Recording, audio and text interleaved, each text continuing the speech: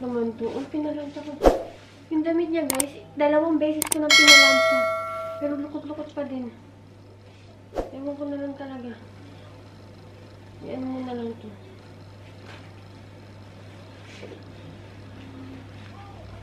Maganda na.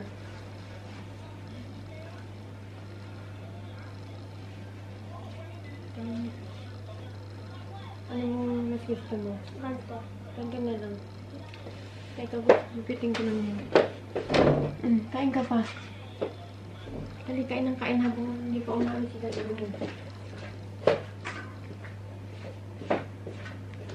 Come here. I can touch his shoes. What is it? Ascending. Why did you do that? Oh, no, Ate Barbie didn't do it. What?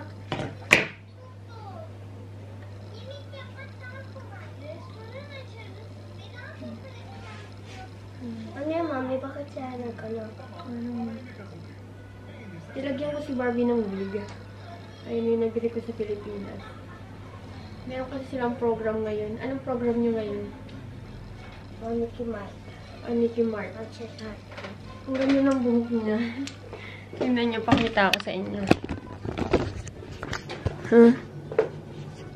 Kulot dito, hindi lang halata. Ang ganda. Can you look at me? May ubo pa yan, no? Inuubo-ubo pa. Yan, sinabi ko kay Gunnar, Ate Claire, wala ka ng kaklasmate na Hanilu. Guys, nandito kami sa school. Break time namin ngayon. Sobrang lamig. Di ko nadala yung jacket ko nandun sa taas. Oh my goodness. Ang lakas ng hangin. Oh, nakikita niyo ba yung ayun, tignan yung flag ng jersey. Diba? Ang hangin niya, B. Ang hangin niya, B. Guys, pupunta ako ngayon sa football field. Pupuntahan ko si Nesta. Kasi kahapon, nag-promise ako sa kanya. Sabi ko sa kanya, pupuntahan ko siya. Ngayon, dahil nga kahapon, sabi niya, Mami, ang galing ko na talagang sumipa. Ang galing ko na mag-kick. Sabi niya, sayang hindi mo nakikita. And itong mga nakaraang linggo, guys, hindi talaga ako nakakakita ng mga... Hindi ko na nasusubaybayan yung football journey ni Kuya Nesta. Kaya wala na akong alam. After school, parang sumasama yung pakiramdam ko. Parang sisigurahin na naman ba ako. Kaya sabi ko, uwi muna ako sa bahay. Kakain muna ako. After that, maakit na ako sa taas, which is dito. Kaya, kumain muna ako saglit. And then, pupunta na tayo dun sa taas para tingnan siya saglit lang. Nagdala rin pala ako ng chips. Nilagay ko dito. Sabi ko kanila mama kung sasama ba sila, hindi. Guys, the weather is gloomy. Pero hindi naman siya ganun kalamig. Kaya naman siya kasi hindi siya mahangin. Pero pag to mahangin, for sure, malamig to. At saka siguro kaya hindi rin ako nilalamig. Dahil I'm wearing na sobrang kapal na tight. Pang talaga siya, pang winter talaga siya. Plus yung coat ko pa, isang kapal. Hinihingal ako, pataas kasi ito. Oh my goodness. Hinihingal ako. Saan na tayo? Tingnan natin. Oh, kawawa naman yung anak ko. Nag-iisa naman. Naiyak naman ako. Hi! Kawawa naman. Siya lang mag-isa. Sus. Ate Gol! Ate Bakalam! Ate! Ate Bakalam!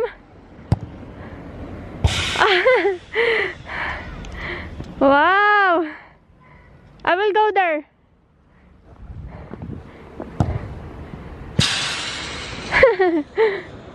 I will go there. Hadi bakalım.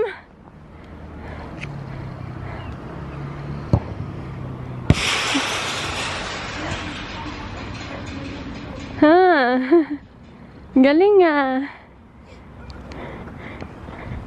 Ito yung gamit niya. Ha? Kahapon dyan, mami, nakailan lang gumalaw yung bola papunta doon. Pero yun, nandito ka na. Wala na. Hindi na eh. Pero gumalaw ka ganina, doon yung pagka hindi mo nag-video. Hindi ka na, umuulan na. Kaya nag-video ko talaga. Guys, may gusto akong i-share sa inyo. Patulog na ako. Kaya lang sabi ko, habang hindi pa naman ako totally naantok, is mag-vlog lang ako. May i-share lang ako sa inyo. Normally, late na ako natutulog kasi inaantay ko si Connor. But this time, hindi ko na siya pwedeng antayin, guys, kasi si Ness ang aga natutulog. I mean, ang aga nagigising. 5:30. So, ako yung nag-aasikaso sa kanya ng morning eh. Pag dumadating si Connor dito, anong oras na kami nakakatulog? 3:00. Tapos, matutulog ako ng, okay, let's say, 3:00 tulog na ako. 4, 5. I only have 2 hours and a half na tulog. Kaya mahirap para sa akin. Kaya sabi ko, I will try my best to sleep early ngayon. Para naman, mabawi-bawi ko naman yung tulog ko since kakagaling ko lang sa sakit, diba? And, kanina, habang natutulog yung teacher ko, I was craving for a lot of food. Meron talaga akong gantong time na nagkikrave ako sa, kanina nagkikrave ako sa dinuguan, sa puto, sa kutsinta, sa palabok, sa Jollibee chicken, yung gravy nila, sa mga Filipino foods, corned beef, century tuna, sinigang, pinakbet. Basta ang dami kong pinag-crave. Alam niyo, nagtuturo yung teacher ko, salita siya ng salita. Ang nasa isip ko talaga mga Filipino food. Tapos nung palabas na kami nung tapos na yung klase namin, is gusto kong kumain ng turkey sweet. Iniisip ko, bibiling ko ba or hindi. Pag binili ko, hindi naman ako makakalasa. Alam niyo, naiyak ako kasi bakit? Ang dami kong gustong kainin. Even dito sa Turkish food, gusto kong kumain ng Turkish pizza, gusto kong kumain ng Turkish sweet. Since Ramadan ngayon, maraming mga sweet na tinitinda sa Charsi. And, bigla ko na-realize na wala pa rin pala akong panlasa. Meron akong panlasa, pero like what I said, ayun nga, pagka matamis yung kinakain ko, ang worst ng lasang, ang worst ng atake sa akin, ano siya, mapakla, hindi mo maintindihan. Kapag ka naman mga adobo ganun, is maasim siya, tolerable naman, pero onti lang yung nakakain ko. But thank you Lord, thank you Lord, thank you Lord. Ngayon naman, marami-rami na ako nakakakain. Nakakakain na ako, nakakaubos na rin ako ng isang plate. Thank you Lord. And ayun, kaya naiyak lang ako. Sabi ko sa sarili ko na, parang ang hirap pala ng ganun, yung parang, parang you're not normal anymore. Alam mo yun? I don't know, hindi pa rin bumabalik talaga yung panlasa ko, guys. Na may ipagdasal nyo ako na bumalik na yung panlasa ko kasi, girl, ang hirap.